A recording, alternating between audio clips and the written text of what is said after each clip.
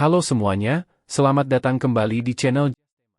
Di Solo Podcast kali ini, kita tidak sedang membahas senjata yang ditempatkan di garis depan, tidak juga senjata yang ditujukan untuk menghancurkan kota atau pangkalan militer. Kita akan membahas sebuah sistem yang targetnya berada jauh di atas kepala kita, di luar atmosfer. Sistem ini dirancang bukan untuk menguasai darat, laut, atau udara, melainkan untuk menguasai orbit. Dan ketika orbit dikuasai, perang bahkan bisa dimenangkan sebelum satu peluru pun ditembakkan di bumi. Inilah pembahasan tentang Haki 29, dan mengapa sistem ini menjadi simbol perubahan wajah perang modern. Bayangkan sebuah perang besar pecah, namun tidak ada ledakan di kota. Tidak ada serangan ke pangkalan militer. Bahkan tidak ada pesawat yang ditembak jatuh.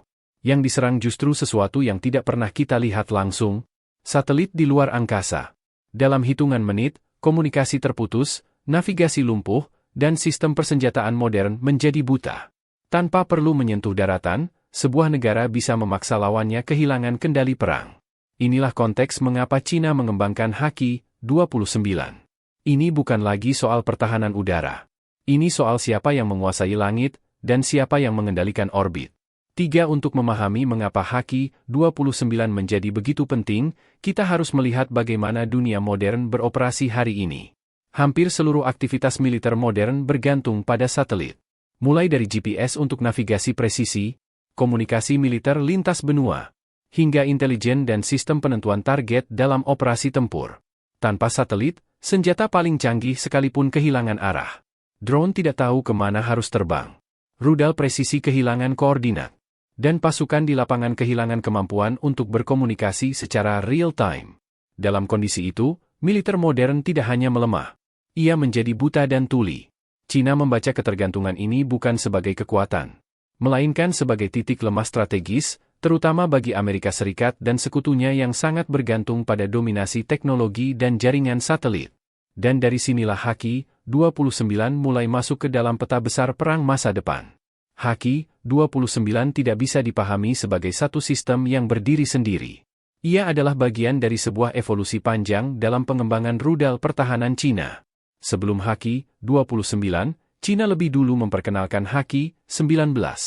Sistem ini difokuskan pada pertahanan udara tingkat tinggi dan kemampuan anti-satelit di orbit rendah, menjadi fondasi awal masuknya Cina ke ranah Asat.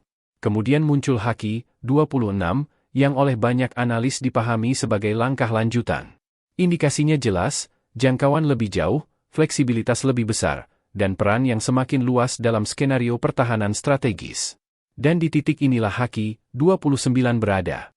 Bukan sebagai pengganti, melainkan sebagai puncak ambisi Cina untuk masuk penuh ke domain ruang angkasa sebagai arena tempur. Meski berbeda generasi, ketiganya memiliki kesamaan utama. Sistem multiperan, kemampuan antibalistik, dan yang paling krusial, anti-satelit atau ASAT.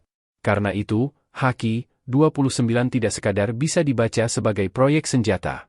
Haki 29 adalah pesan strategis.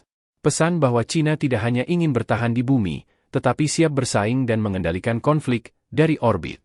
Jika kita naik satu tingkat dari aspek teknis ke level strategis, maka fungsi Haki 29 menjadi jauh lebih jelas. Haki 29 dirancang bukan semata untuk mencegat ancaman di udara, melainkan sebagai penangkal dominasi ruang angkasa Amerika Serikat yang selama puluhan tahun menjadi tulang punggung kekuatan militernya. Dalam konteks ini, Haki 29 berperan sebagai alat deterrence non-nuklir. Ia tidak menghancurkan kota, tidak menimbulkan korban massal secara langsung, namun mampu melumpuhkan kemampuan tempur lawan dengan cara yang jauh lebih efisien dan sulit dideteksi di awal. Jika konflik besar benar-benar terjadi, maka sasaran pertama kemungkinan besar bukan kapal induk, bukan pula pangkalan udara atau pasukan darat. Target awalnya adalah satelit. Satelit yang mengendalikan navigasi, komunikasi, dan sistem komando perang modern. Karena dalam peperangan abad ke-21, siapa yang menguasai orbit, menguasai perang sebelum perang itu sendiri dimulai. Semua ini membawa kita pada satu kesimpulan besar tentang arah perang di masa depan. Antariksa tidak lagi sekadar wilayah pendukung atau ruang pasif di atas bumi. Hari ini, antariksa telah menjadi domain tempur resmi, sejajar dengan darat, laut, dan udara. Dalam konteks ini, senjata anti-satelit atau ASAT bukan lagi teknologi eksperimental atau wacana futuristik. Ia sudah masuk ke dalam doktrin militer negara-negara besar, direncanakan, dihitung, dan disiapkan sebagai bagian dari skenario konflik nyata. Itulah sebabnya perang masa depan kemungkinan besar tidak akan dimulai dengan invasi darat. Ia akan dimulai dari orbit, kemudian bergerak ke udara, dan baru pada akhirnya berakhir di daratan.